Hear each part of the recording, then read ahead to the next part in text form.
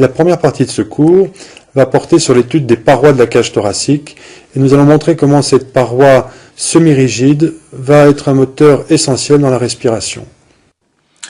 Le cours sur les parois du thorax sera composé de trois parties successives. Nous verrons tout d'abord la structure osseuse et cartilagineuse de la paroi thoracique. Nous ne reviendrons pas sur les structures du rachis qui auront été étudiées dans un autre cours. Puis, nous montrerons ensuite qu'il existe une paroi musculaire.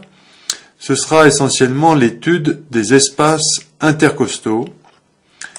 Puis, dans le chapitre suivant seulement, nous aborderons le cours sur le diaphragme thoraco-abdominal.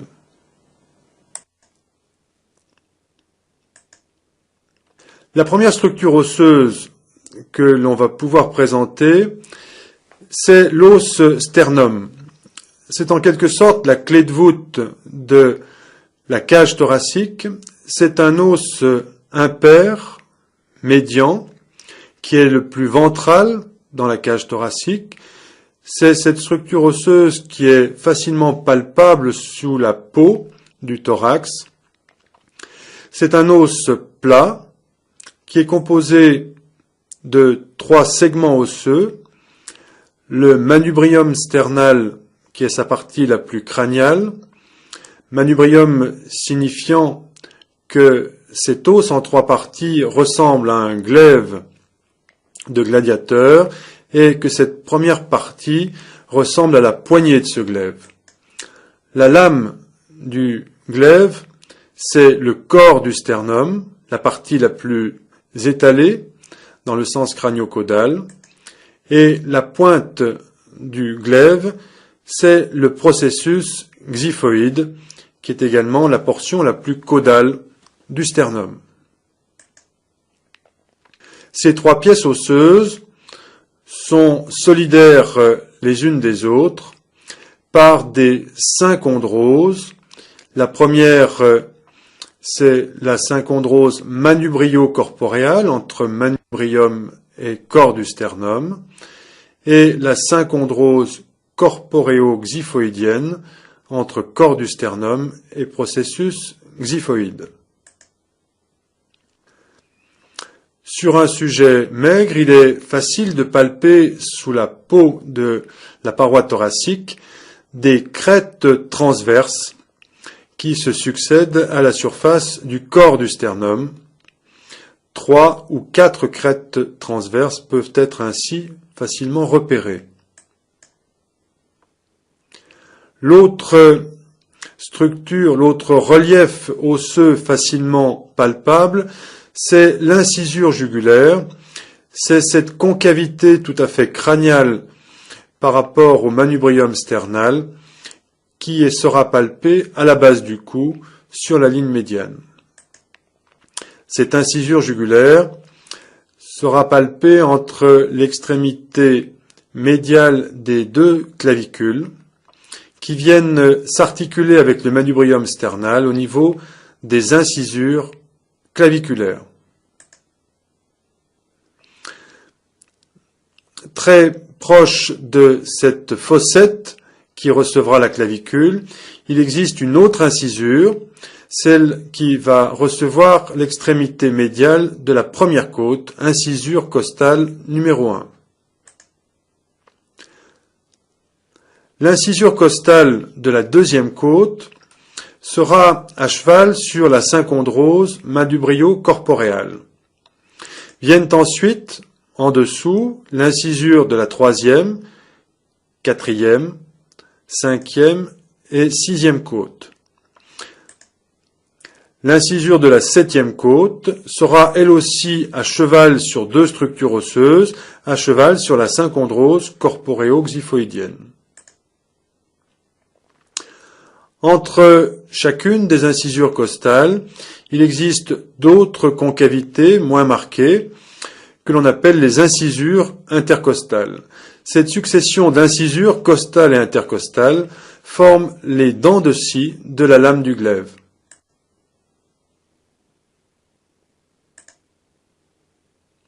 Voici maintenant une vue latérale du sternum sur sa face gauche, représentant les trois pièces du sternum, le manubrium sternal, le corps du sternum et le processus xiphoïde. La synchondrose manubrio-corporéale est marquée par un angle dit angle sternal. Cet angle est un angle obtus ouvert vers l'arrière. Le corps du sternum et le processus xiphoïde sont par contre dans le même plan. Voici maintenant la position des incisures intercostales qui s'interposent donc entre chacune des incisures costales.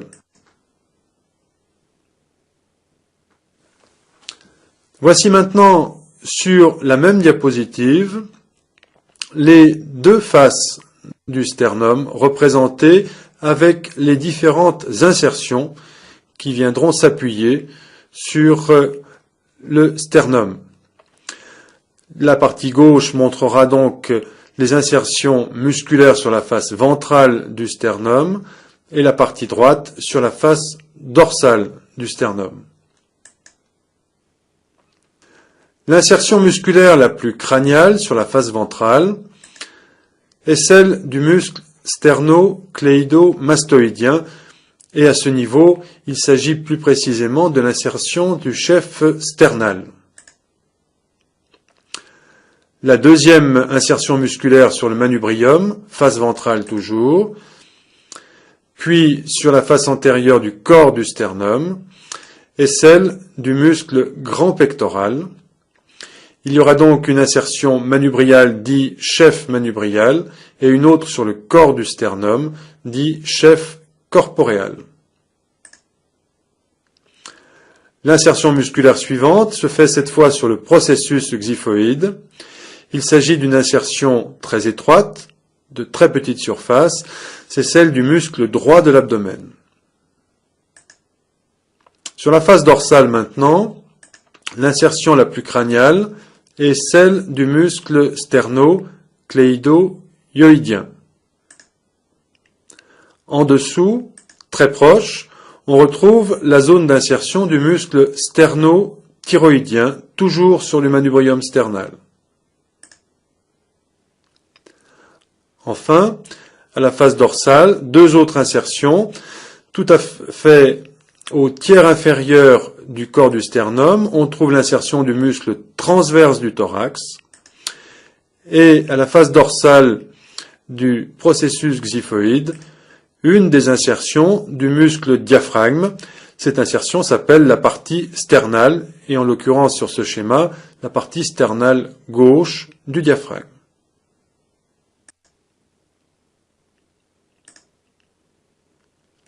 Voici maintenant l'assemblage des vertèbres thoraciques et en avant du sternum avec ses trois pièces osseuses et entre ces deux ensembles osseux, la succession des arcs des côtes.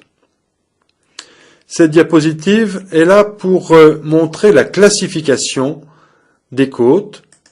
Il y a chez l'homme 12 côtes de chaque côté. On va donc les montrer maintenant sur ce schéma. On marque ici la position de la première vertèbre thoracique, la seconde, et tout en bas du schéma la position des vertèbres thoraciques 11 et 12. Vous remarquerez que pour ne pas surcharger le schéma, seules les côtes de 1 à 10 seront représentées sur la partie gauche et les deux dernières côtes, 11 et 12, seront représentées sur la partie droite. Chaque côte est constituée d'une partie osseuse, c'est l'os costal, et d'un cartilage costal qui est une pièce plus médiale et plus ventrale qui va attacher l'os costal au sternum. C'est cet ensemble, os plus cartilage, qui forme la côte.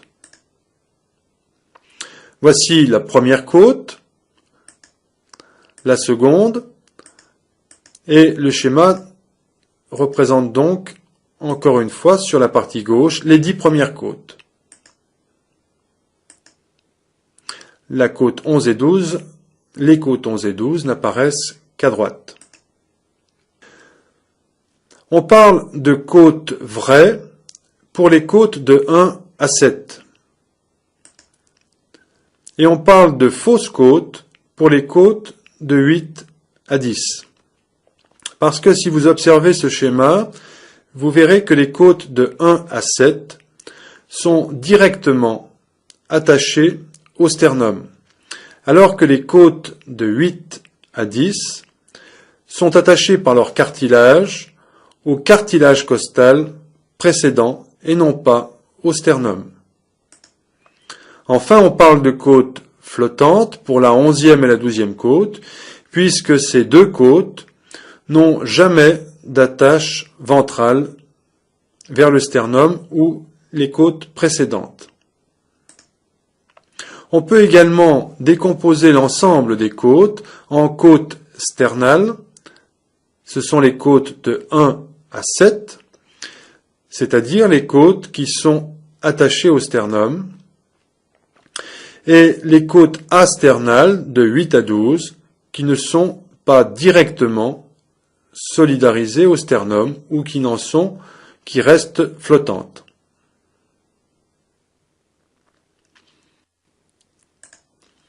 Cette diapositive va montrer maintenant que les côtes auront une inclinaison variable depuis la partie crâniale jusqu'à la partie caudale du thorax. Cette notion va apparaître sur cette radiographie simple du thorax, qui est un profil droit du thorax, où l'on reconnaît à droite de la diapositive la succession des constituants du sternum et à gauche l'empilement des corps vertébraux du rachis. Par superposition apparaissent les arcs costaux et voyez que plus une côte sera caudale, plus le plan de la côte aura une inclinaison importante vers le bas et l'avant, plus le plan d'inclinaison sera vertical. Ceci est symbolisé ici par ces 4 lignes qui montrent 4 niveaux successifs de côte.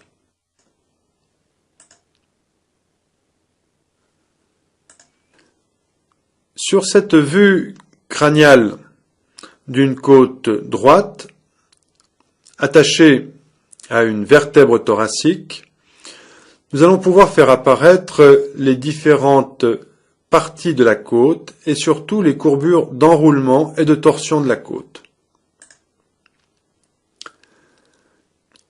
On parle de tête costale au niveau où la côte vient s'articuler avec le corps vertébral par une facette articulaire.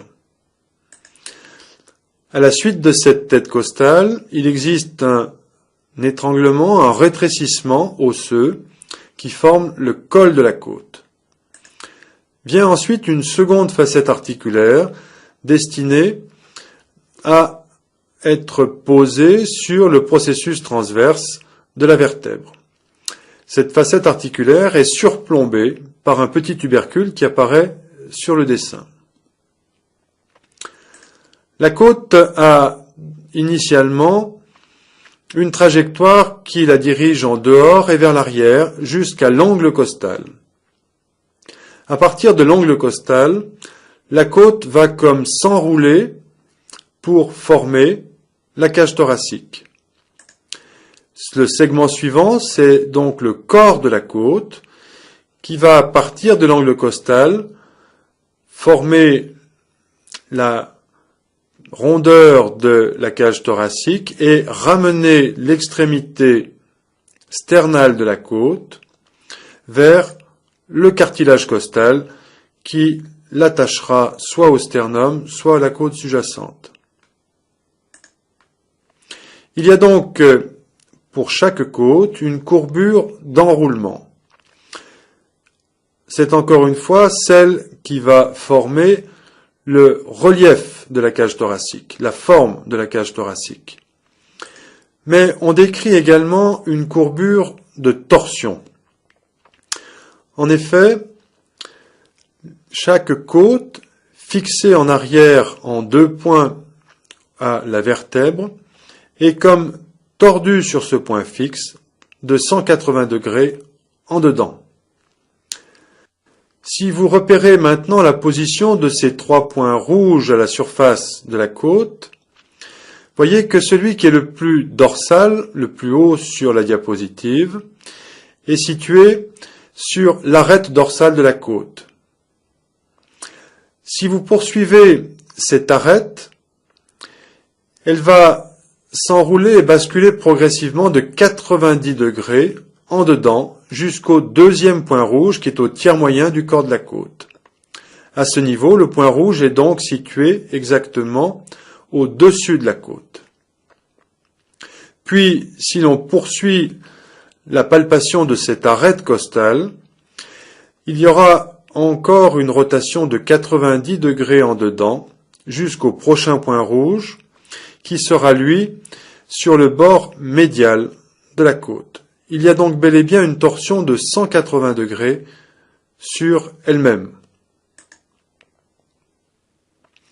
Enfin, cette diapositive permet de faire apparaître dès à présent l'axe de rotation de la côte, qui est un axe symbolisé ici par cette double flèche rose, qui est un axe orienté vers l'arrière et en dehors. C'est sur cet axe que la côte va s'abaisser ou se relever, et c'est par ce mécanisme-là que nous pourrons expliquer les mouvements respiratoires du thorax. Cette diapositive vous montre maintenant la position de chaque côte dans la cage thoracique. Voici l'exemple d'une côte gauche qui apparaît depuis son extrémité sternale vers la droite jusqu'à son extrémité rachidienne vers le haut. Voyez que l'extrémité sternale est systématiquement plus caudale que la tête de la côte.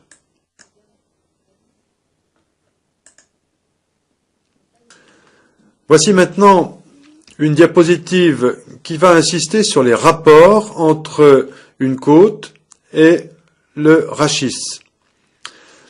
Et sur cette vue de face du rachis présentant 2 vertèbres thoraciques successives, on rajoute l'extrémité postérieure d'une côte pour montrer que la tête costale va s'articuler avec 2 vertèbres successives, mais que par contre la facette articulaire transversaire ne va s'articuler qu'avec une seule vertèbre thoracique. Voici donc une côte choisie au hasard, qui sera une côte de niveau X, et voici les 2 vertèbres thoraciques X-1 et X qui seront concernées par ces rapports costo-vertébraux. Voici colorées les 3 facettes articulaires qui vont permettre l'attache de la côte sur le rachis. Il faut retenir le théorème suivant, que chaque côte de niveau X va s'articuler avec les facettes transversaires et corporéales crâniales de la vertèbre qui porte le même numéro que la côte, c'est-à-dire la vertèbre X, et s'articulera avec la facette corporéale caudale de la vertèbre sous-jacente, c'est-à-dire la vertèbre X-1. Ce schéma fait apparaître également cette double flèche rose qui symbolise l'axe de rotation de la côte. C'est autour de cet axe que la côte pourra se relever et s'abaisser. Voyez que cet axe passe par les facettes corporéales et transversaires de la côte. Cette diapositive va maintenant animer la côte par rapport au rachis, et donc insister sur la mécanique de cette articulation. Nous retrouvons symbolisé ici une vertèbre thoracique à droite et sur la partie gauche de la diapositive une vue supérieure de la côte positionnée par rapport au corps et au processus transverse de la vertèbre. On montre tout d'abord l'emplacement de l'angle costal qui sera en fait le point fixe de ce mouvement. On rappelle la position de l'axe de rotation de la côte par cette double flèche rose. Voyez maintenant quelle est la distance entre l'arc moyen de la côte, c'est-à-dire le corps de la côte, et la ligne médiane. Cette distance, lorsque la côte est en position abaissée, correspond à la distance petit d. Lorsque la côte va se relever, donc devenir plus horizontale, cette distance entre le même point de la côte et la ligne médiane sera la distance E. Vous le voyez, la distance augmente lorsque la côte se relève. D est donc largement inférieur à la distance E. Nous allons montrer différemment quelle sera la conséquence de l'abaissement et du redressement d'une côte. Et pour cela, nous utilisons cette vue de face qui présente au centre un corps vertébral thoracique et de chaque côté une côte de niveau identique. Du côté gauche, la côte est en position abaissée, à droite, la côte est en position redressée, horizontalisée. La partie gauche correspond à la position respiratoire de l'expiration. Les côtes sont donc plus verticales. À droite, il s'agit d'un mouvement inspiratoire. La côte est donc plus horizontale.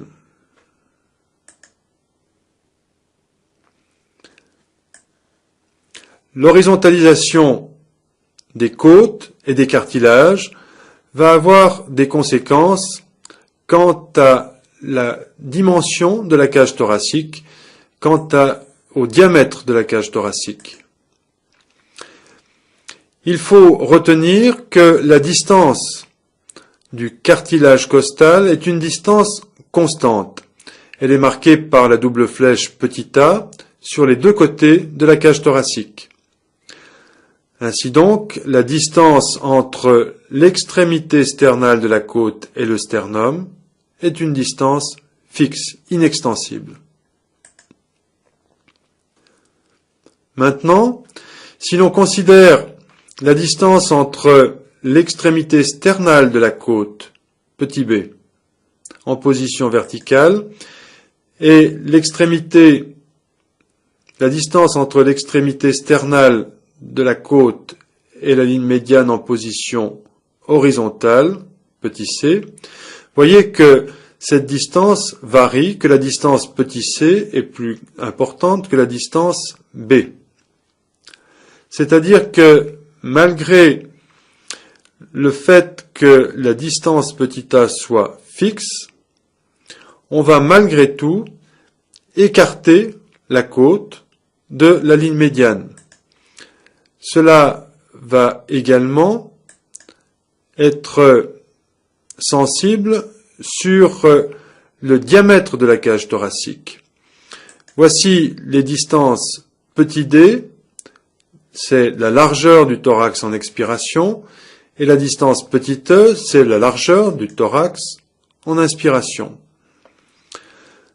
Ainsi donc, la distance petit e est considérablement plus importante que la distance petit d, avec là encore une distance petit a qui est fixe. L'expiration va donc diminuer le diamètre de la cage thoracique, l'inspiration va augmenter le diamètre de la cage thoracique.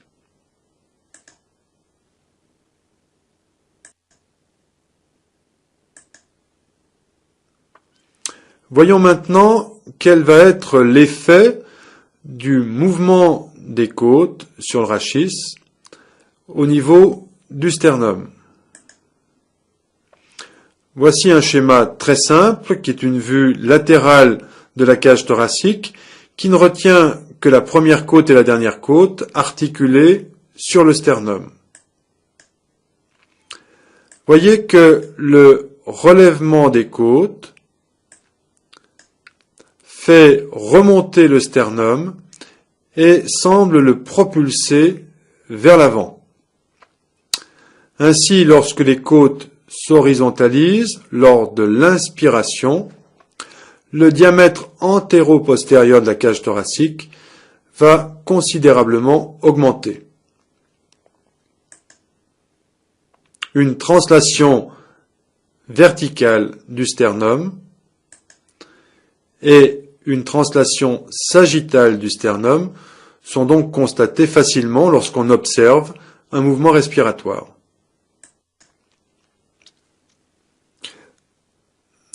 Nous allons maintenant montrer quelles sont les structures musculaires qui vont compléter les parois osseuses et cartilagineuses qui ont été mises en place.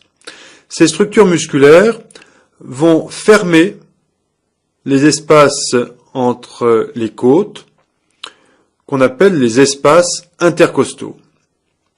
Et c'est l'ensemble de ces muscles intercostaux qui font l'objet maintenant des diapositives qui suivent. Il y a 12 côtes et il y aura donc 11 espaces intercostaux.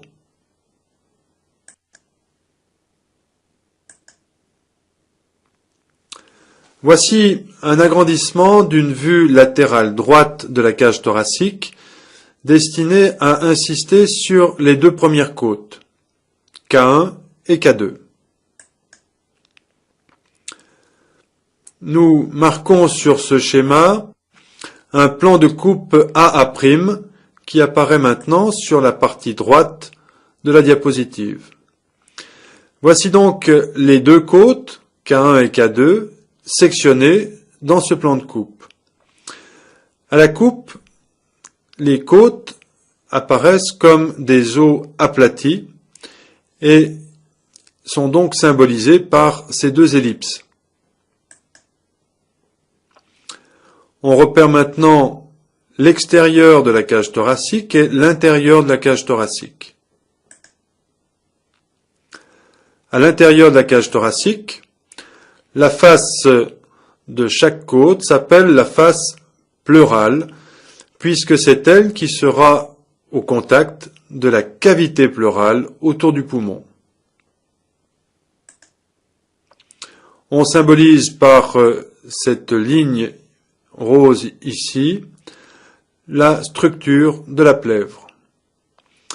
Les traits épais marrons sont là pour montrer la position des espaces intercostaux et surtout des muscles intercostaux.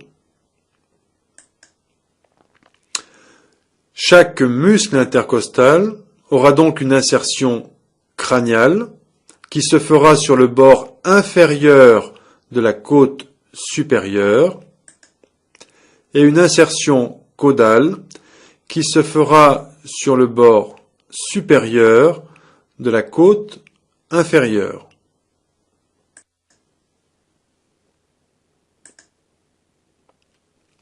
Voici une vue crâniale, une vue supérieure des deux premières côtes. Voyez déjà que la première côte est la plus petite de toutes les côtes et qu'elle est comme circonscrite dans la circonférence de la deuxième côte. Sur ce schéma, nous faisons apparaître la position du tubercule des deux côtes, la position du col des deux côtes et de la tête des deux côtes. Puis, nous insistons sur la première côte qui porte à son bord supérieur, proche de son extrémité sternale, un tubercule facilement repérable à la palpation et qui va servir de zone d'insertion au muscle scalène ventral que nous aurons l'occasion d'étudier dans l'appareil musculaire du cou. Plus en arrière, il y a une zone très étalée qui correspond, toujours sur le bord supérieur de la première côte, à l'insertion du muscle scalène moyen. La première côte porte également sur sa convexité, au niveau de son tiers moyen, l'insertion du muscle dentelé antérieur. Enfin, son extrémité sternale porte une zone d'insertion pour le muscle subclavier. De part et d'autre du tubercule de la première côte, il existe un petit sillon. Chaque sillon, dorsal et ventral, correspondent au passage d'un vaisseau. Le sillon dorsal correspond au passage de l'artère subclavière qui, du coup, va rejoindre le membre supérieur, comme cette flèche le symbolise. Le sillon ventral est celui de la veine subclavière qui, du membre supérieur, rejoint la région cervicale puis médiastinale. La deuxième côte porte une zone d'insertion pour le muscle dentelé antérieur au niveau de son arc moyen. Un peu plus en arrière, on retrouve la zone d'insertion du troisième des muscles scalènes, c'est le muscle scalène dorsal. Puis, encore plus dorsalement, on retrouve la zone d'insertion du muscle surcostal. Sur la convexité de la côte, l'insertion du muscle dentelé dorsal et cranial. Et enfin, sur la concavité de la deuxième côte, lorsqu'on l'observe par sa face crâniale, on retrouve l'insertion caudale des muscles intercostaux du premier espace.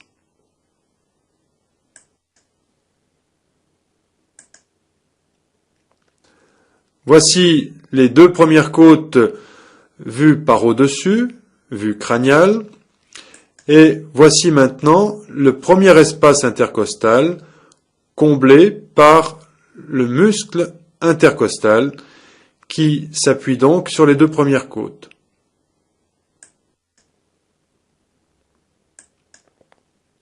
Voici une vue inférieure, c'est-à-dire la face caudale des côtes 1 et 2.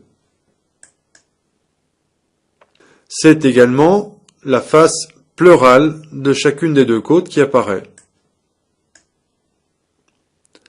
À ce niveau, sur la première côte, au niveau de sa convexité, on retrouve la zone d'insertion crâniale des muscles intercostaux du premier espace. Et sur la convexité de la deuxième côte, on retrouve les insertions crâniales des muscles du deuxième espace intercostal.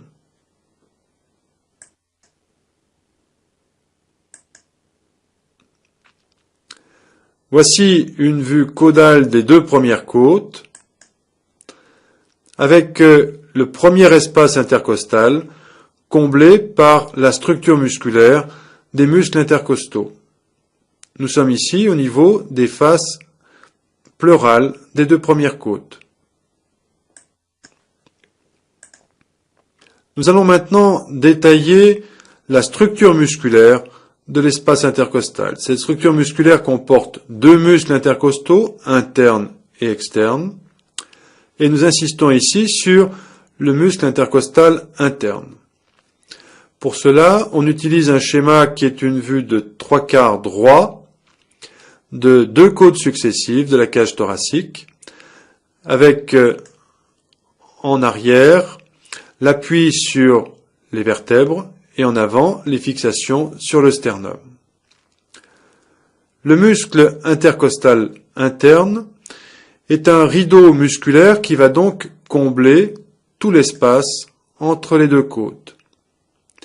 Les fibres musculaires du muscle intercostal interne sont obliques de haut en bas et d'avant vers l'arrière, comme le symbolise cette flèche en pointillé.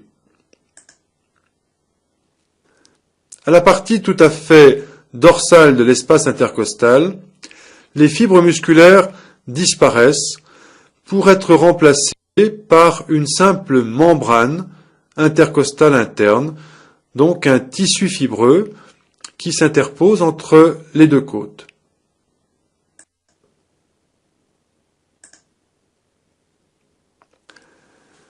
Cette vue de 3/4 droit de deux côtes successives nous montre maintenant le muscle intercostal externe, qui est donc le deuxième constituant musculaire de l'espace intercostal.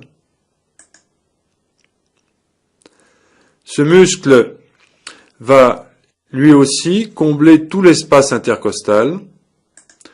La direction de ces fibres est opposée à celle du muscle intercostal interne.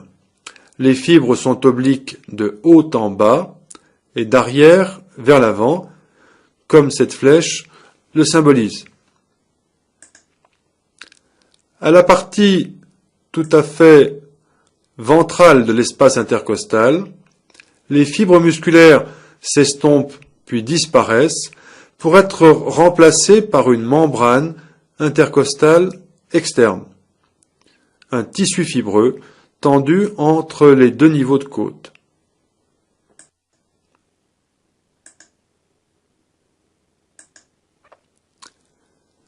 Voici maintenant l'ensemble des muscles intercostaux schématisés sur cette vue de 3/4 droit de deux côtes successives.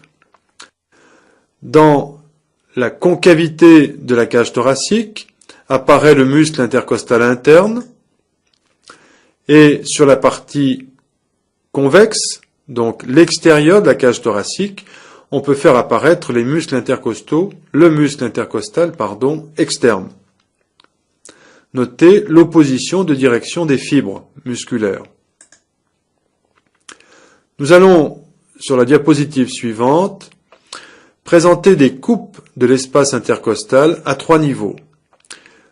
L'une au niveau du col des deux côtes, l'autre au niveau du corps des deux côtes, et enfin une troisième coupe au niveau des cartilages costaux.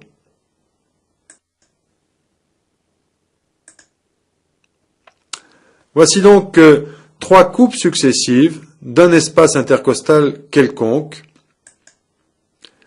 l'une passant par le col de la côte, l'autre le corps de la côte, l'autre le cartilage costal. Pour chaque coupe, la partie gauche de la coupe correspond à la face externe de l'espace intercostal et la partie droite à la face interne de l'espace intercostal. Voici donc les trois niveaux de coupe.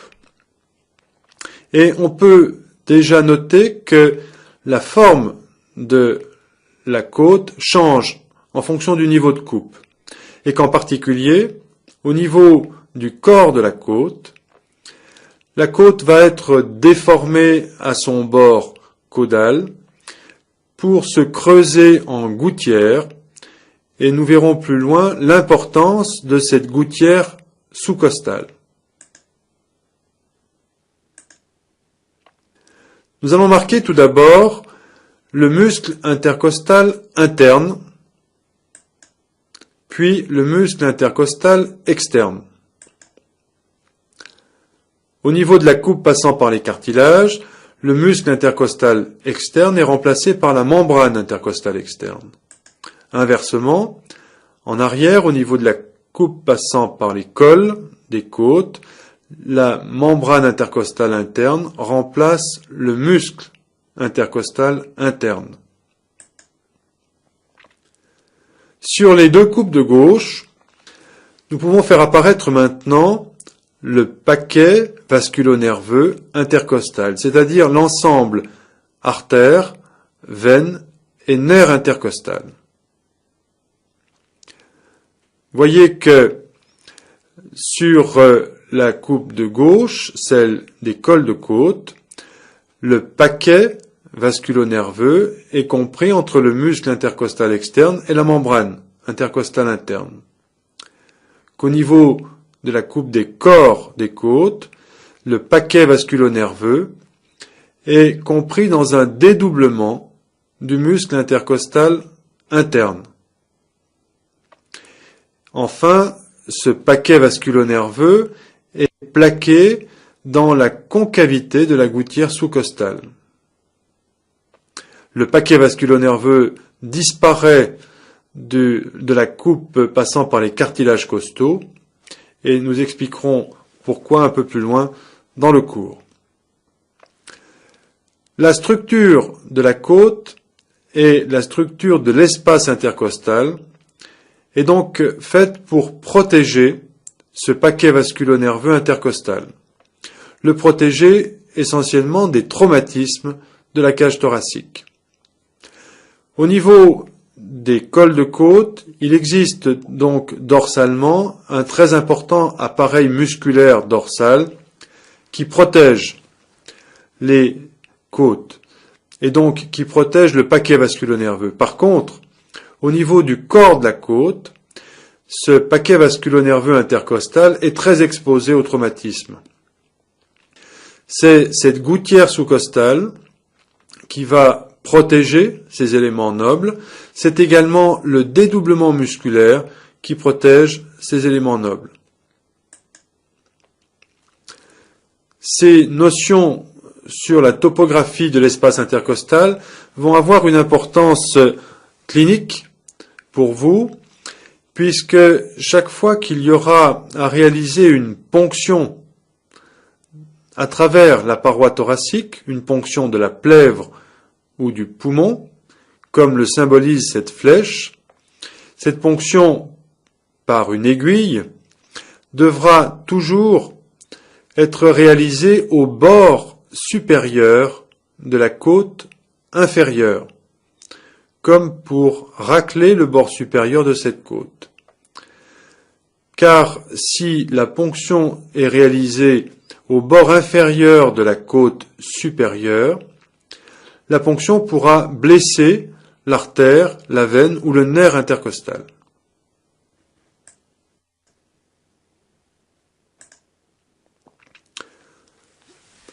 Voici maintenant une diapositive qui va insister sur la circulation artérielle de la paroi thoracique. Cette pièce de dissection représente la masse cardiaque prolongée crânialement par l'arche de l'aorte qui va se poursuivre par l'aorte descendante à la fois thoracique et abdominale. Chaque espace intercostal va être parcouru par une artère intercostale. Les trois premières artères intercostales seront issues des deux côtés des artères subclavières. Voici cette représentation sur la partie gauche de l'anatomie du sujet et sur la partie droite. Les artères intercostales des niveaux 4 à 12 seront toutes des artères issues directement de l'aorte, sur les deux côtés de la cage thoracique.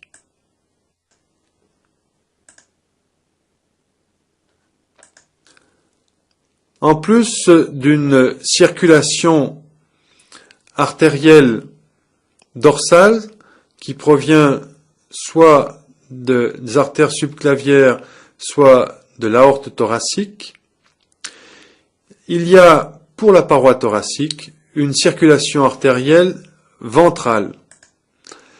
On la fait apparaître sur cette vue latérale droite de la cage thoracique en mettant en place la section de la veine subclavière en bleu et de l'artère subclavière en rouge qui apparaissent toutes deux au bord supérieur de la première côte droite. Il y aura le même phénomène tout à fait symétrique pour la partie gauche du thorax.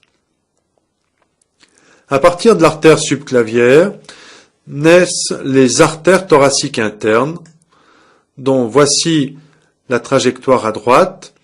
Cette artère est bel et bien à l'intérieur de la cage thoracique, elle apparaît donc par endroits en pointillés, elle est plaquée sur la face sternale des côtes et cartilages costaux. Parallèlement à cette trajectoire, on met en place maintenant la trajectoire de la veine thoracique interne, ici droite, qui va rejoindre la veine subclavière droite.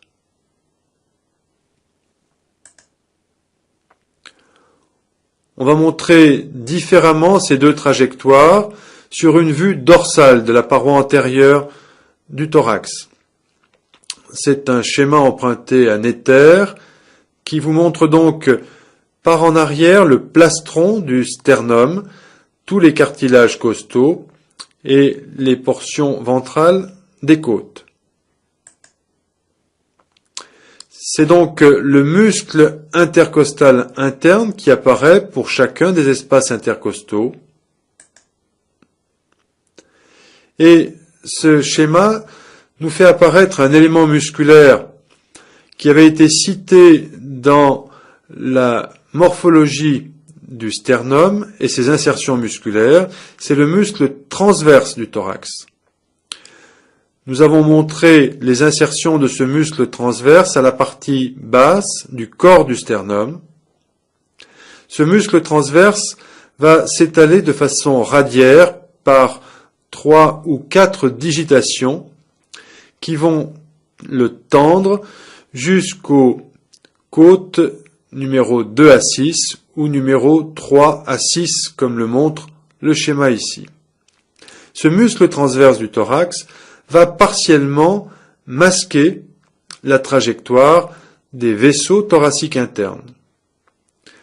C'est une notion importante quand on sait que l'artère thoracique interne est fréquemment utilisée en chirurgie cardiaque pour réaliser des pontages en cas d'obstruction des artères coronaires. Et ce muscle transverse du thorax peut donc gêner le prélèvement de ces vaisseaux en vue de pontage.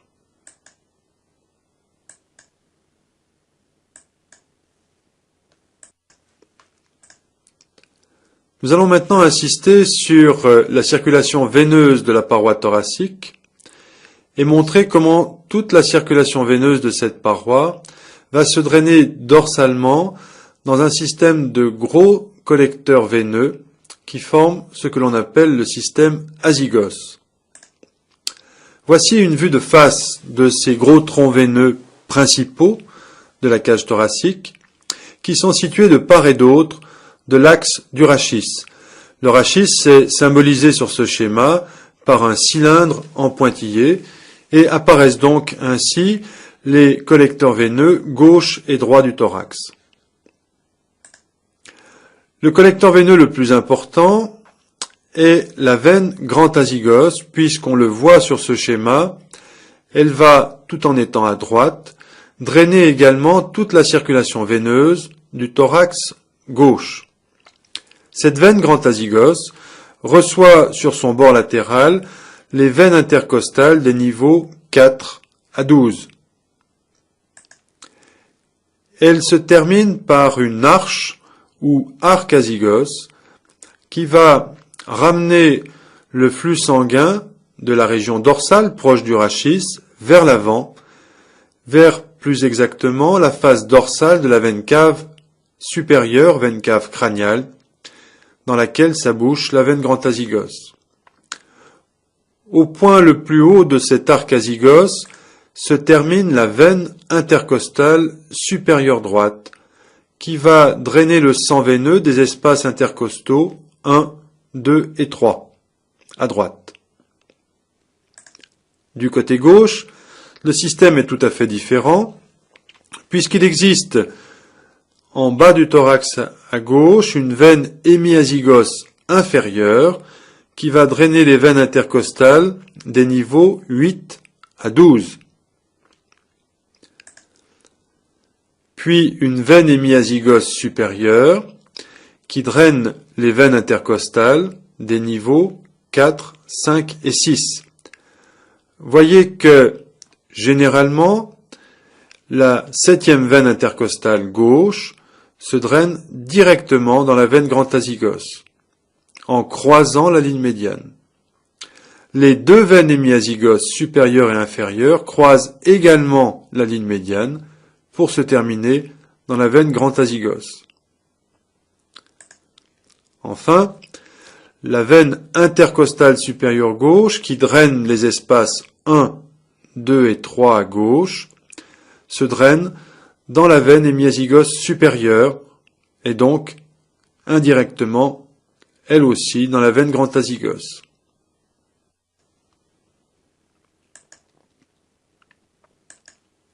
Voici maintenant une synthèse de la circulation sanguine de la paroi thoracique, montrant la circulation dorsale et ventrale, mais également les éléments nerveux qui vont occuper les espaces intercostaux.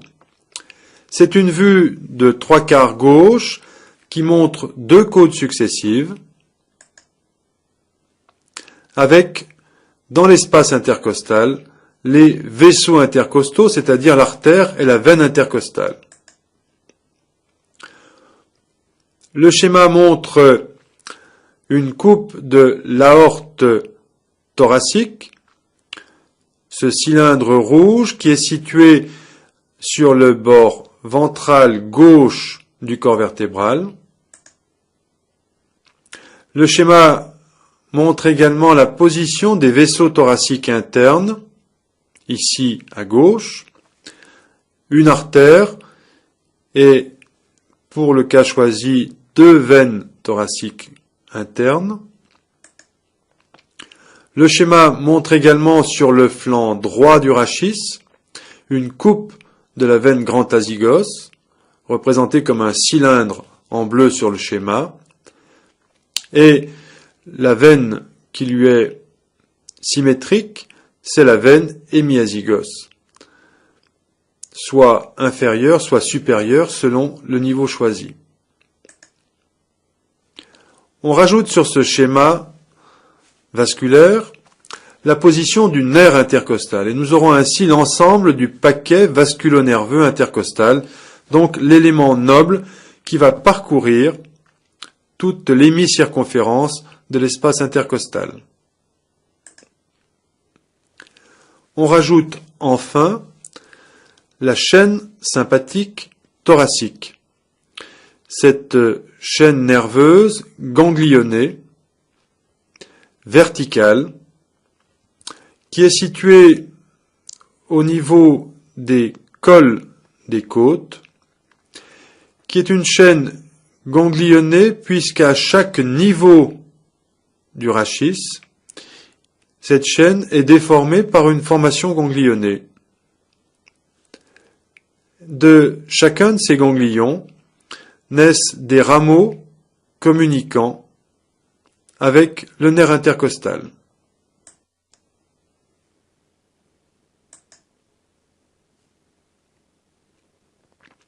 Nous allons maintenant mettre en mouvement ces structures musculaires intercostales et montrer comment chacun des muscles intercostaux va participer à la respiration.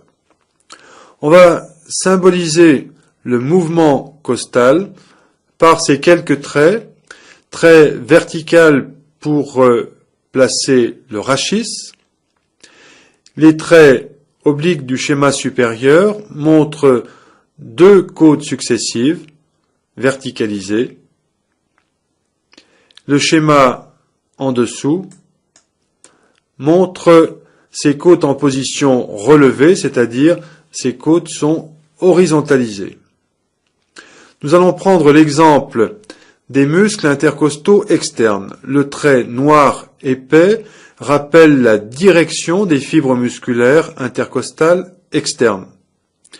Et nous nous rappellerons que les muscles intercostaux internes auront une disposition inverse et donc un effet musculaire opposé. Lorsque le muscle intercostal externe est au repos, ses fibres sont allongées, les côtes sont obliques, voire verticalisées.